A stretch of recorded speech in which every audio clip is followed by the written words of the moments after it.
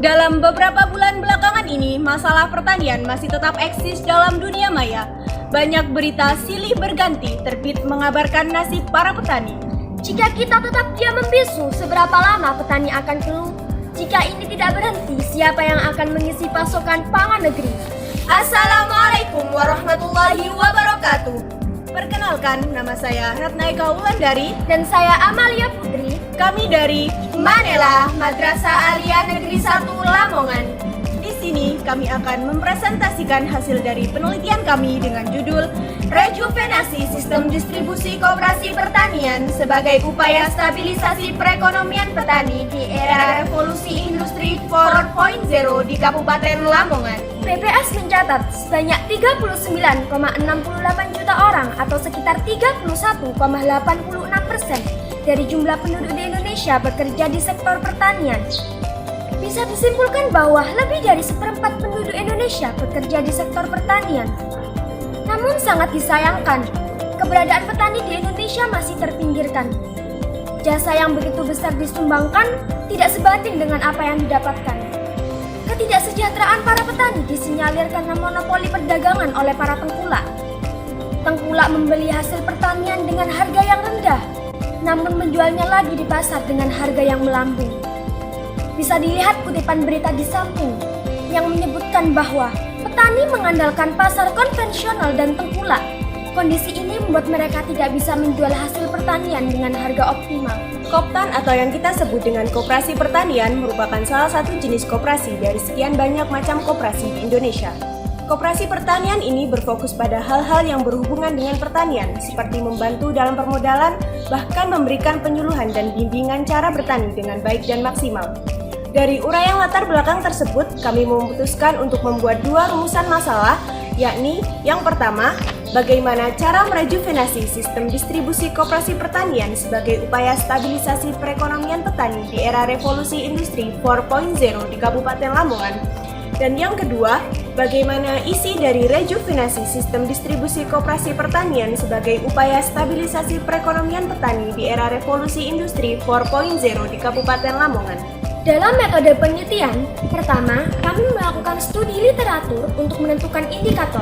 Kedua, kami melakukan penyusunan kuesioner yang kami bagi menjadi dua, yakni berupa checklist box dan skala Likert.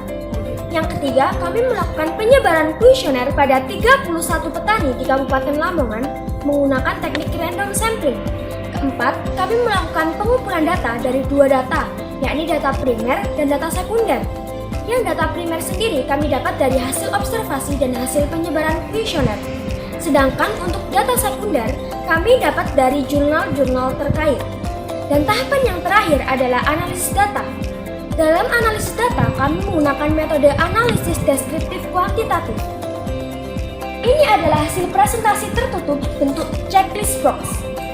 Dari data di atas, masalah yang dihadapi petani, 54,8% adalah permodalan, disusul dengan 45,2% yakni penjualan hasil pertanian, disusul fasilitas dengan 19,4%, distribusi dengan 9,7%, dan terakhir masalah lainnya sebanyak 9,7% dengan banyak suara tentang masalah pemberantasan hama.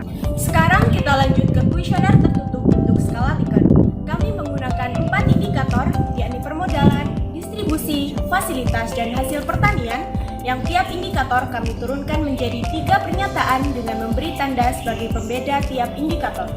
3 permasalahan tertinggi yang dialami adalah P3, yakni masalah modal sebesar 68,38%, F1, yakni masalah pelatihan petani sebesar 67,74%, dan F2, yakni masalah harga bibit dan alat pertanian sebesar 67,74%. Lebih lengkapnya dapat dilihat pada slide presentasi. Dari 3 permasalahan teratas, kami juga memberikan 3 penawaran teknis. Pada P3, penawaran teknisnya, koperasi memberikan pilihan kepada petani untuk memilih pembayaran modal yang paling tidak memberatkan bagi petani. Pada F1, penawaran teknisnya, koperasi bekerja sama dengan orang ahli dalam bidang pertanian agar bisa memberikan pelatihan kepada petani. Pada F2, penawaran teknisnya, koperasi bekerja sama dengan penyuplai bibit dan alat dari agen teratas agar mendapatkan bibit dan alat dengan harga yang paling murah. Dalam tahapan rejuvenasi ini meliputi beberapa tahap, yakni persiapan, sosialisasi, pelatihan, pembinaan, pendampingan, evaluasi, dan program percontohan. Untuk sosialisasi dilakukan deskripsi sistem dan kesepakatan. Pada saat pelatihan dilakukan simulasi teknis dari pra-panen sampai pasca panen. Sedang untuk pembinaan, pendampingan, dan evaluasi, pihak koperasi membentuk tim mentor dalam membina, mendampingi, dan mengevaluasi kinerja.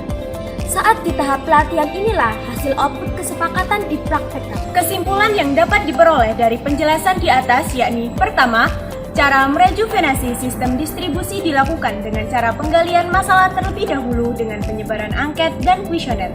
Kedua, isi rejuvenasi ada 10 pernyataan yang disetujui dari 12 pernyataan awal. Sedangkan saran yang cocok untuk penelitian ini adalah: pertama, sebaiknya peneliti meneliti lebih detail kebutuhan petani dan koperasi yang akan direjuvenasi beberapa sistemnya, sehingga terancang menjadi efisien dan optimal. Kedua, perlu adanya evaluasi dari sistem rejuvenasi yang disarankan agar bisa lebih aplikatif. Demikian presentasi dari tim kami. Kami berharap maksud kami tersampaikan dengan baik kepada Ibu Bapak Dewan Juri. Selagi kita masih butuh makanan untuk energi, petani layak dimudahkan dalam berbagai segi. Wassalamualaikum warahmatullahi wabarakatuh.